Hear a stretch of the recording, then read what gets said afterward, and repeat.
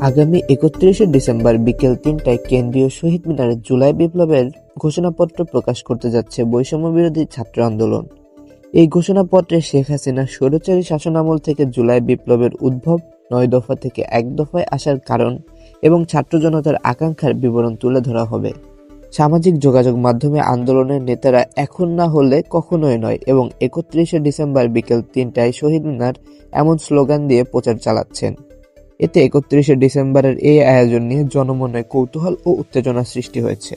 বৈষম্যবিরোধী ছাত্র আন্দোলনের মুখপাত্র উমামা ফাতেমা জানিয়েছেন, এই ঘোষণার মাধ্যমে ছাত্র জনতার আকাঙ্ক্ষা ও আন্দোলনের চেতনা বাস্তবায়নের লক্ষ্যে নতুন কর্মসূচি তুলে ধরা হবে।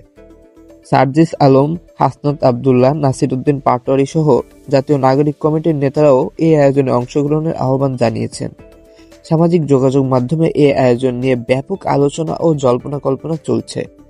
কেউ কেউ ধারণা করছেন ওই দিন ছাত্রদের নেতৃত্বে পৃথক দুটি রাজনৈতিক দল আত্মপ্রকাশ করতে পারে। তবে সঠিক তথ্যের জন্য ৩১শে ডিসেম্বর আয়োজন পর্যন্ত অপেক্ষা করতে হবে।